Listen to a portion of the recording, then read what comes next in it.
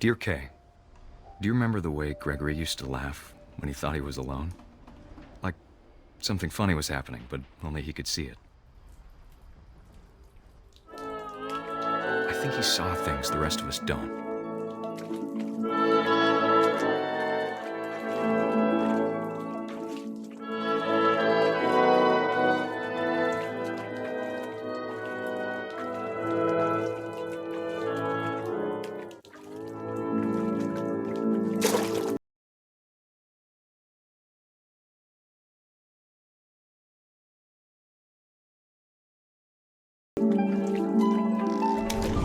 Over, Gregory. It's time to... Hold on, sweetie. Hello? Sam, I told you I don't want to talk right now.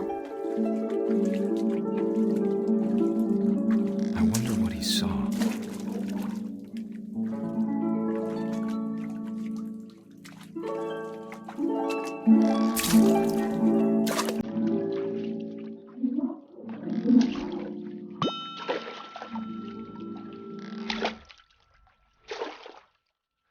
Reminded me so much of Calvin. Lost in his imagination. Whatever it was, he saw.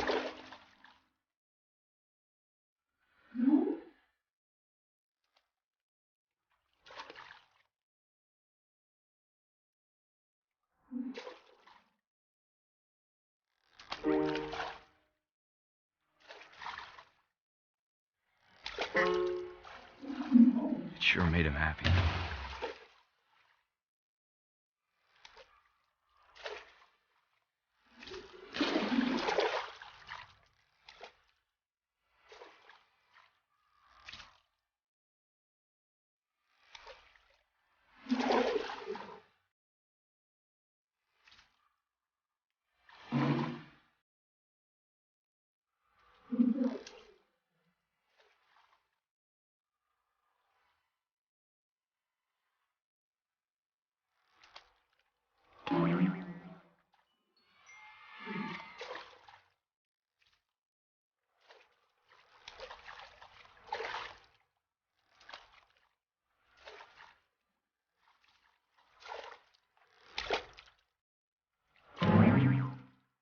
I know how silly it sounds.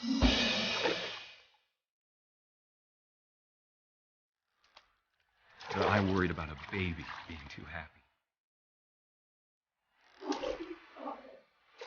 I could feel him slipping away. Sorry about that, Gregory. I know you did everything you could.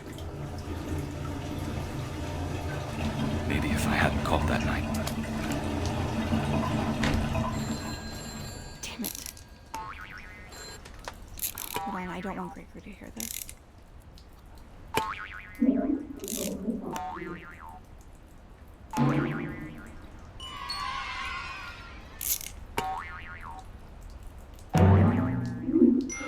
I wish he could have told us about the world he saw.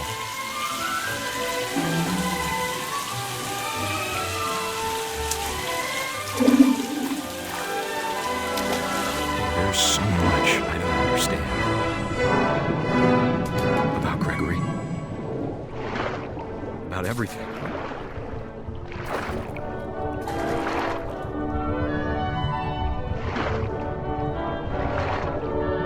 But I know what happened wasn't your fault.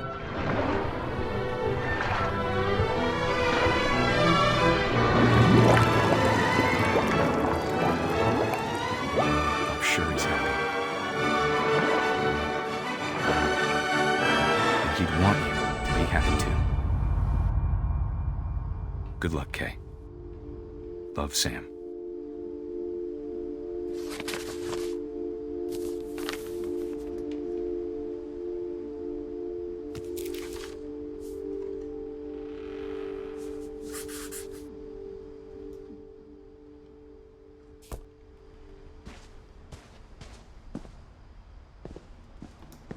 I can't imagine my mom ever writing poetry, and yet...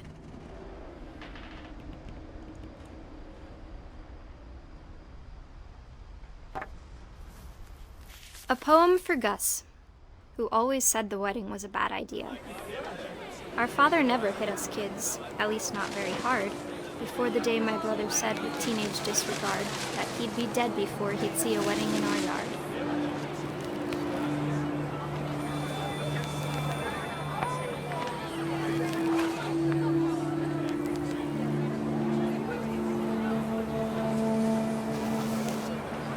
My father made him come, of course, but Gus stood far apart, just flew his kite and bottled up the storm inside his heart.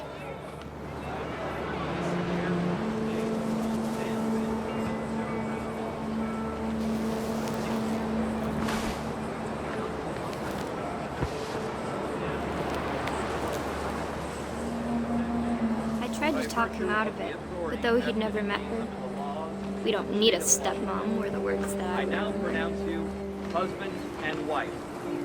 Make his pride.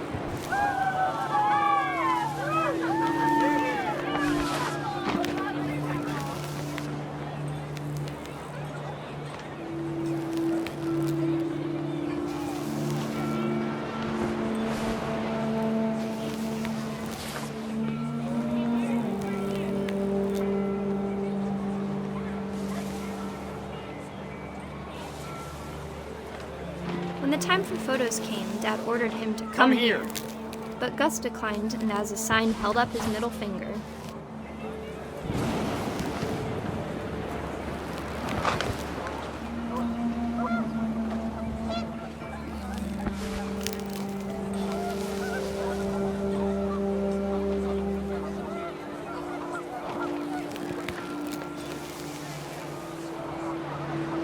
The wind picked up, and panicked geese appeared and quickly went. But all the humans did that day was go inside the tent.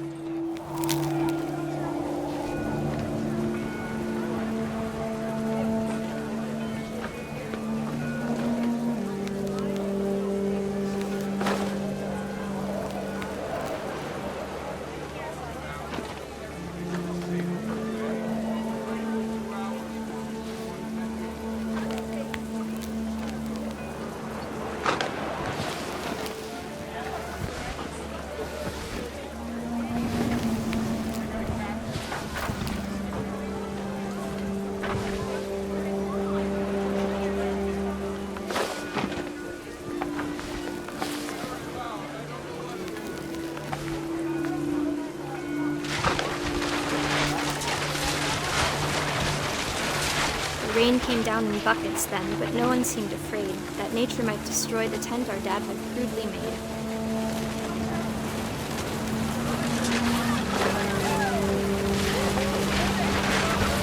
The thunder sounded much too close and full of angry power, but all my father said to this was, "Make the music louder."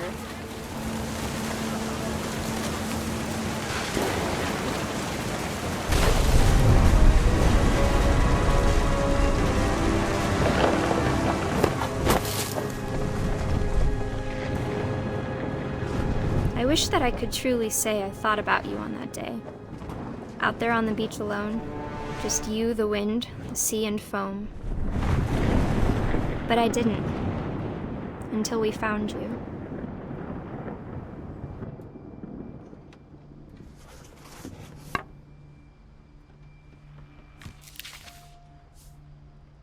She never talked about him, but Mom told me once if I was a boy, they were going to name me Gus.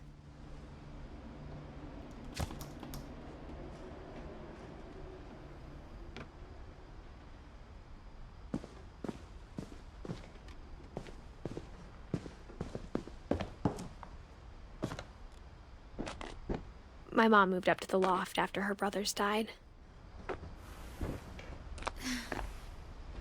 At the time, it was as far away as she could get.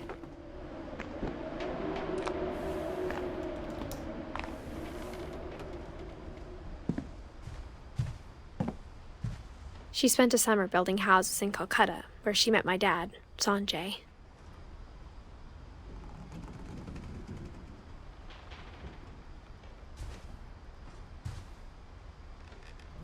My mom moved to India a week after graduation and got a job teaching English.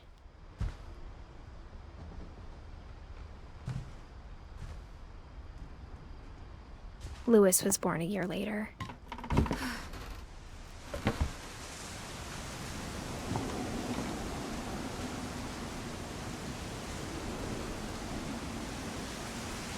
When my dad died, I don't think Mom knew where else to go.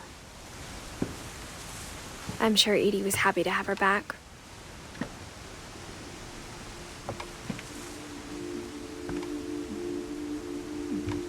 And to see kids in the house again.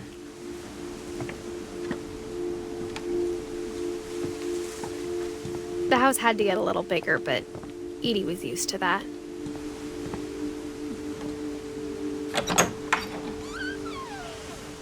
And for a while, things were good. Almost normal.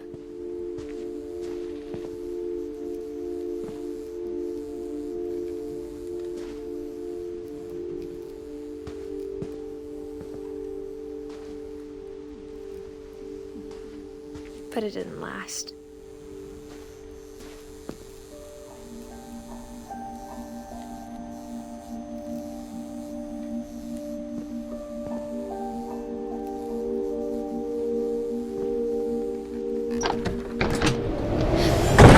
The beginning of the end was Milton's 10th birthday, when Edie gave him a castle.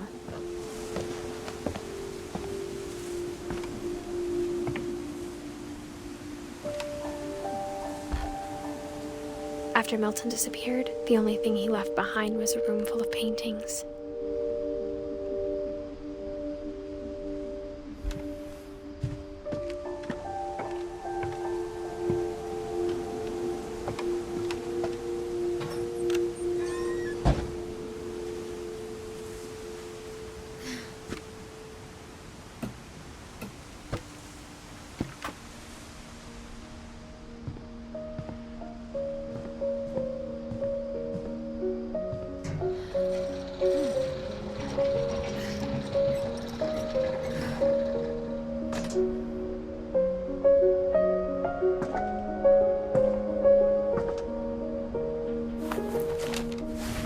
Milton Finch in The Magic Paintbrush.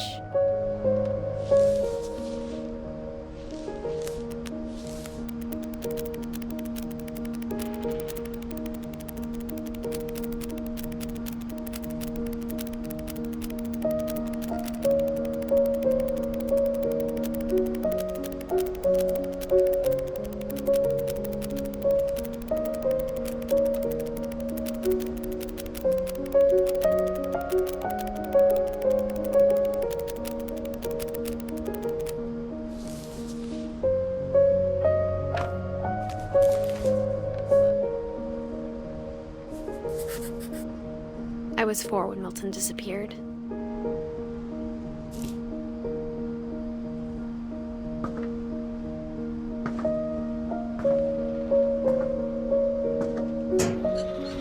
Mom spent months searching for my brother. Then she sealed the doors.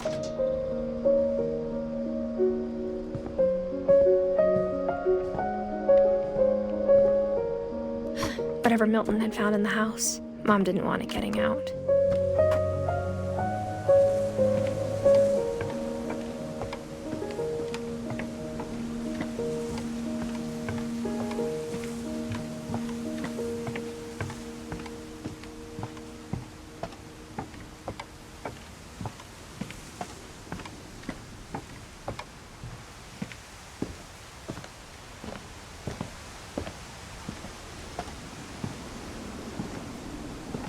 Mom definitely blamed Edie, but I think Louis blamed himself. After he graduated, he just spent more and more time in his room, until Mom got him a job at the cannery. Everyone always told me to stay out of Louis's room, except Louis.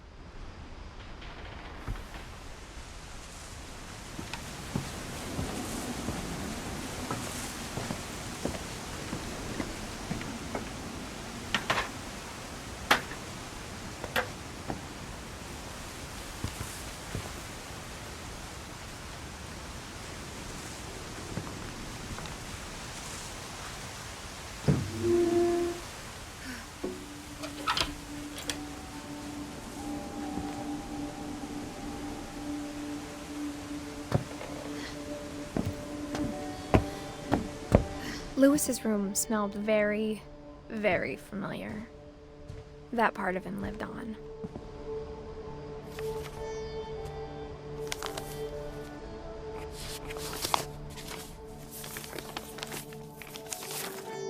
Dear Mrs. Finch, as Lewis's psychiatrist, I can understand your desire for an explanation. As I see it, the trouble began in January, shortly after we convinced your son to seek treatment for substance abuse. Newly sober, I believe Lewis first noticed the monotony of his daily life.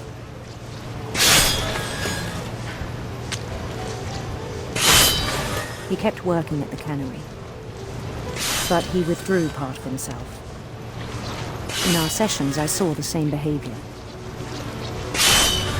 His mind began to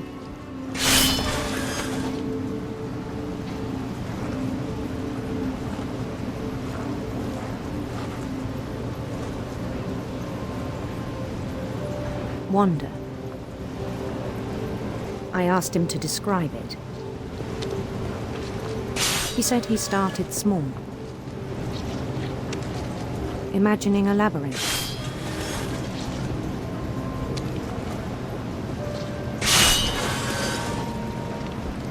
He'd feel his way about.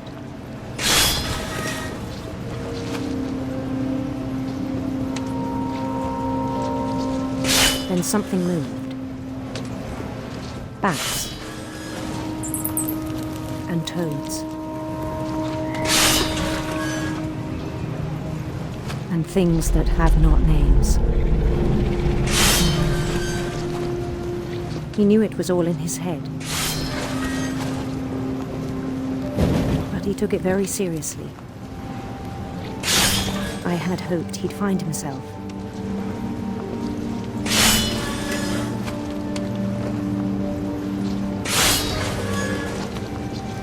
But he found something more.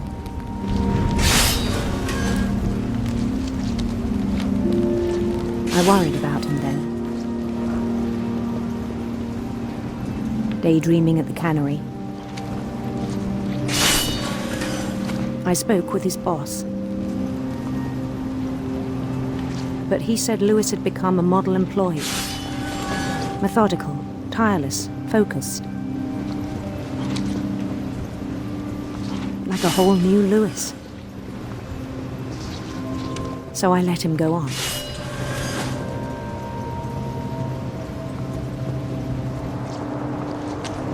I even encouraged him. It seemed very promising at first. He told me he'd made a new friend.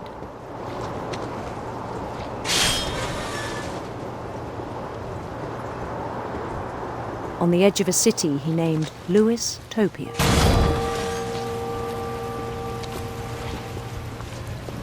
He built the city up slowly, brick by brick. Then he made musicians.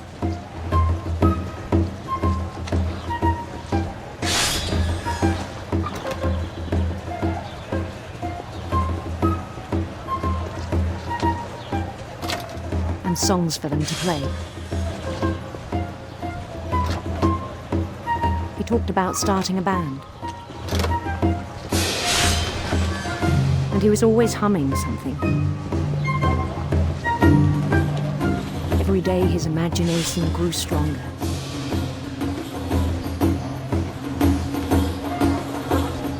He no longer spoke at the cannery.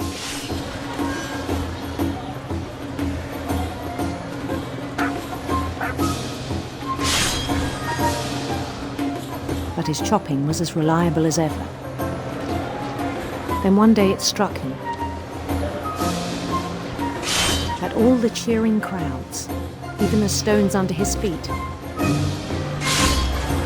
were all in his imagination, so he could do whatever he wished.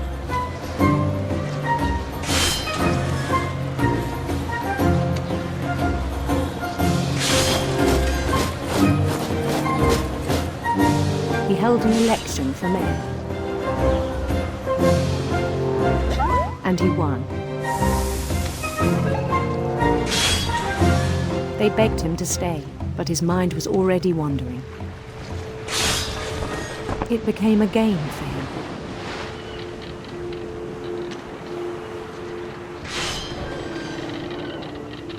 He'd conquer a city, then immediately push on.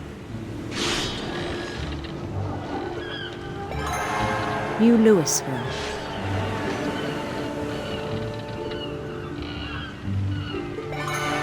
St. Louis. He started drifting away from our reality.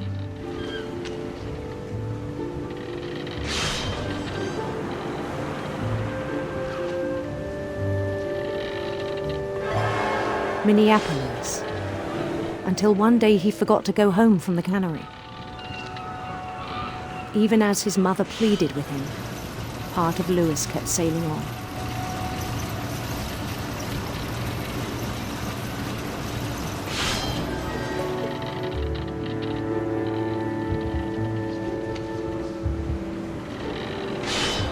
In Louisburg, he heard rumors of a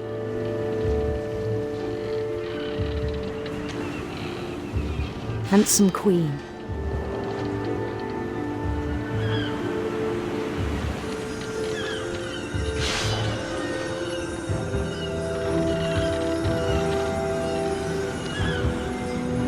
The queen was on her own quest for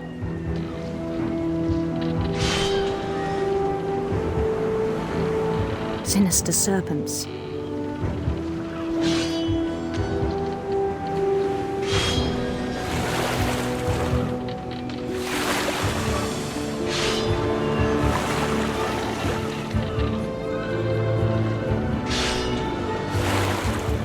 He followed the sound of her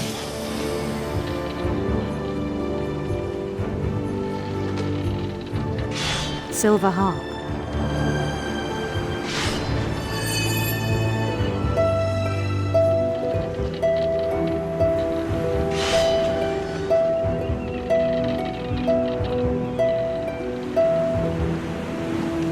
His chase led him to a golden palace east of the sun and west of the moon.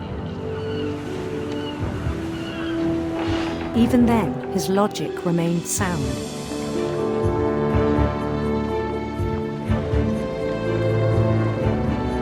He knew the world was all in his imagination.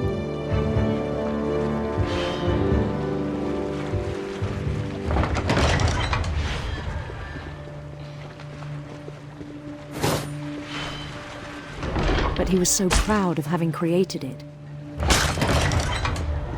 In his own eyes, he'd become something greater than a king.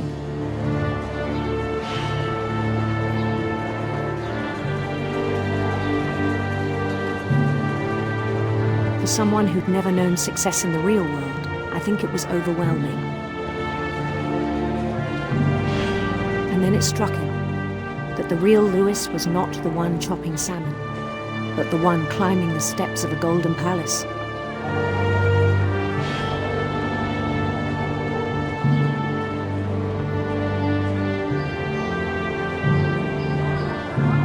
My imagination is as real as my body, he told me. It was hard to argue with him.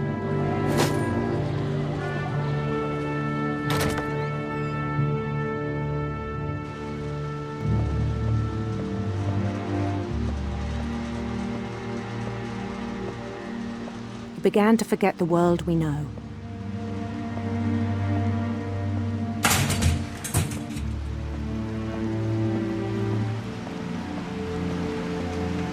I think it pained him to remember Louis, the cannery worker.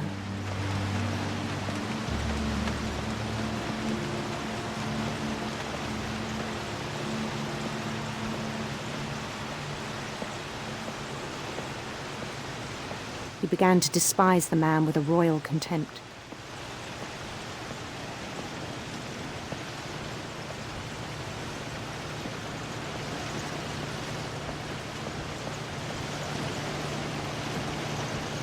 I still thought I could save him. Even after he said he was being crowned king over all the lands of wonder.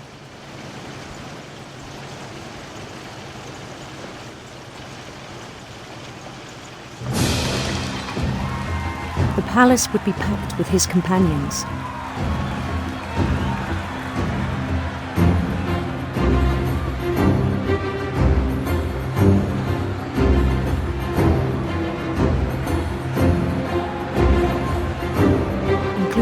wise calico who'd insisted on inviting him.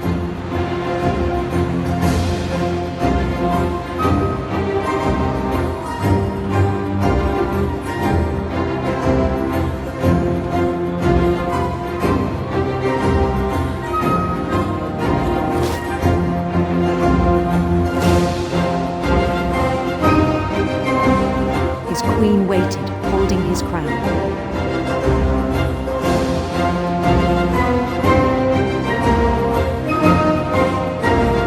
There was only one thing left to do.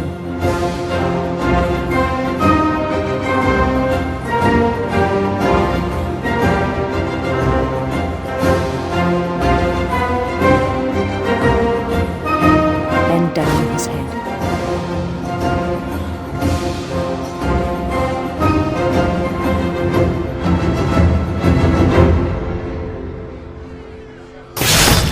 And the rest I think you know.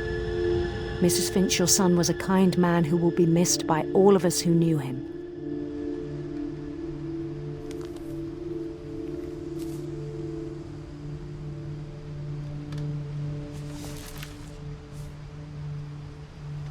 My brother was really cool. I wish you could have met him.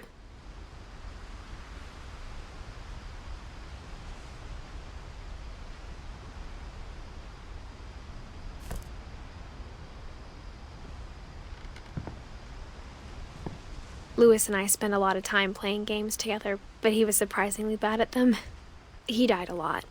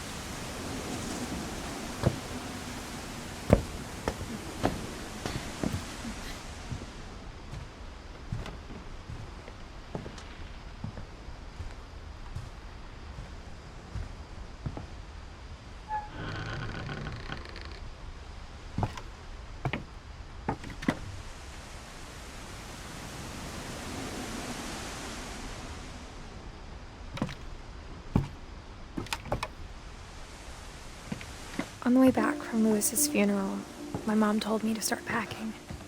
She waited until the day before we left to tell Edie.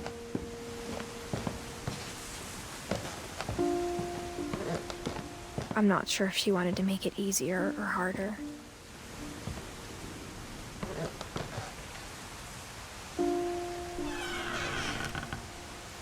I wish we'd stayed.